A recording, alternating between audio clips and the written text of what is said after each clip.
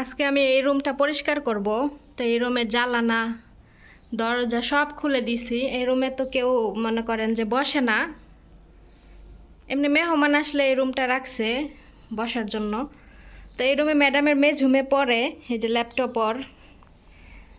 তো ও এখানে বৈশা বৈশা বা চিপস এগুলো হাবিজাবি খায়। তো এগুলো আমি প্রতি সপ্তাহে এই রুমটা একদিন খুইলা তারপরে পরিষ্কার করি। তো আজকে ভালো করে পরিষ্কার করবো আর আপনাগুলো একটু শেয়ার করবো। বাইরে অনেক রোদ, তো সব দরজা খুইলা দিছি, সবসময় বন্ধ থাকে। তো এই জন্য একটু একটু মানে কেমন যেন একটা গন্ধ, ব্যবসা ব্যবসা গন্ধ বেড়েছে। তো এটা হচ্ছে একটা ওয়াশরুম, এই যে বেসিং। আর এই রুমে ফ্যাসাল আগে বসে থাকতো, এখন নতুন সোফা কিনছে তো এর জন্য ফ্যাসাল দেওয়া এই রুমে আসতে দেয় না, আটকানো থাকে, সবসময় তাল্লা মারা থাকে।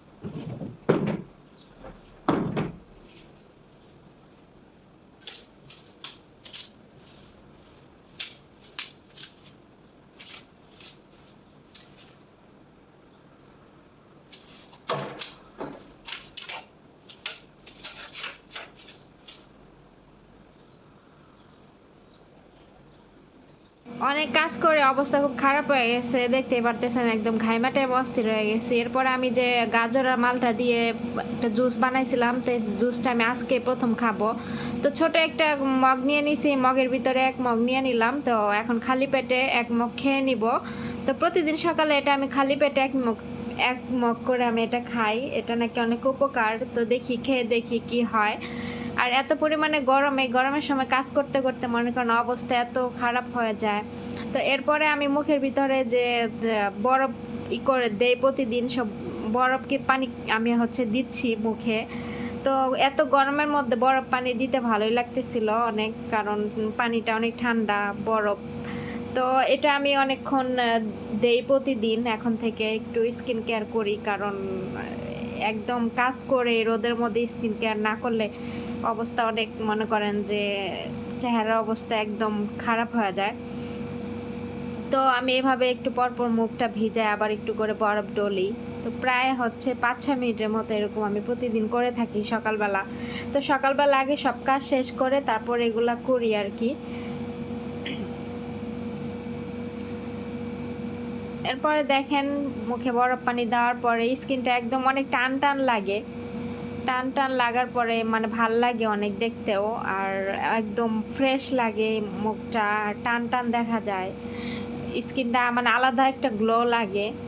তো এটা আমি নিয়মিত করতেছি, দেখি রেজাল্ট কি আসে, কারণ আমার মুখে অনেক বেশি ব্রণ উঠে ইদানিং। তো এজন্য করতেছি, দেখি ব্রণগুলো চলে যায় কিনা। তো আজকের ভিডিও এখানে রাখতেছি। সবাই ভালো থাকবেন, সুস্থ থাকবেন। আল্লাহ হাফেজ।